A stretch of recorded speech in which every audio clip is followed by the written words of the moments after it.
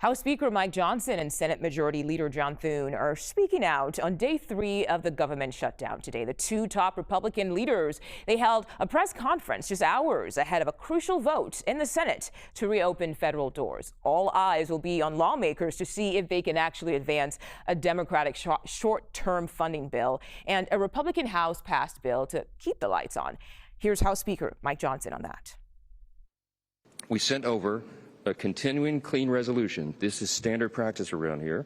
And all the Democrats who are voting against it in the Senate right now, every single one of them have given impassioned speeches about how you must pass continuing resolutions, you must pass CRs, you should never shut down the government because it's dangerous and destructive and selfish and wrong.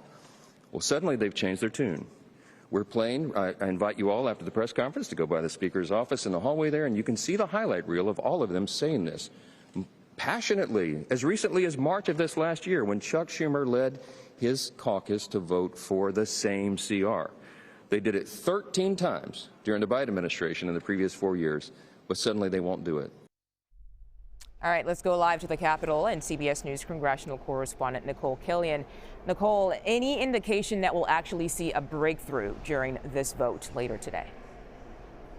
Yeah, well, I think as you heard from the speaker, I mean, look, at this point, Republican leaders feel that the ball is in Democrats' court in terms of trying to support that bill that Speaker Johnson referenced that passed his chamber. That's just a clean extension of government funding. But I asked both him and Leader Thune about their roles in this shutdown fight. Take a listen.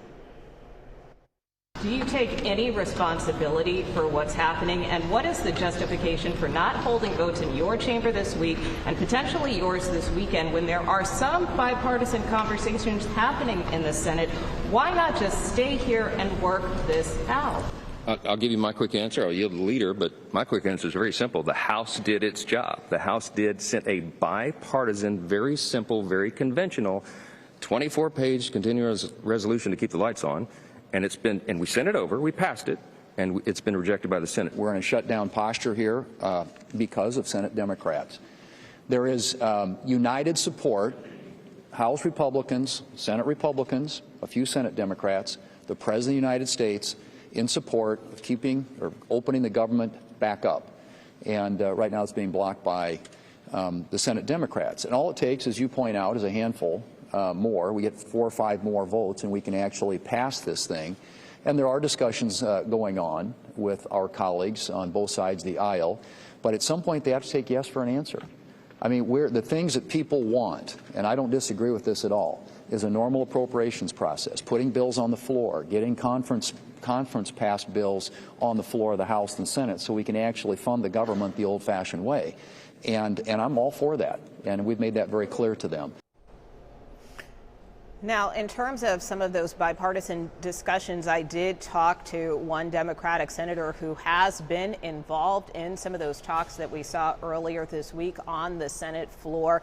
The senator did not indicate how they might vote later today with respect to these procedural votes around government funding, but they were encouraged by the direction that these talks are going, even though we have yet to see any kind of firm agreement. Of course, Democrats have been pressing for this extension of subsidies around the Affordable Care Act, which are due to expire at the end of the year. They want some guarantees around that, as well as other issues related to health care in order to be able to support government funding going forward. So, I am told that some of those discussions are expected to continue throughout the weekend, even if senators end up going home should this vote later today fail.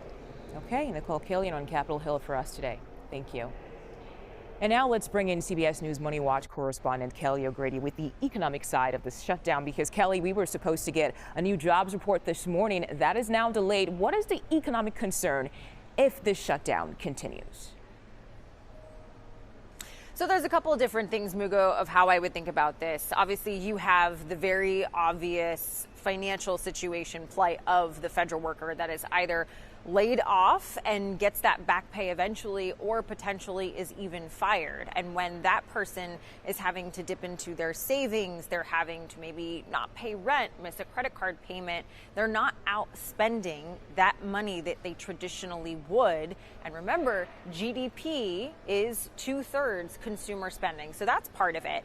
Yeah. Another part would be more of the consumer angle, you and me. Maybe someone has a federal-backed mortgage and they live in a particular area that's impacted by flooding or by hurricanes. They are required by law for that federal-backed mortgage to get a application at the National Flood Insurance Program. Right now, that is not happening, right? Because the government is shut down. And so you're delaying some of these transactions, these spending that creates economic growth. And then the final thing, you mentioned the jobs report. Normally I'm at the New York Stock Exchange talking to you about the numbers, how investors are reacting.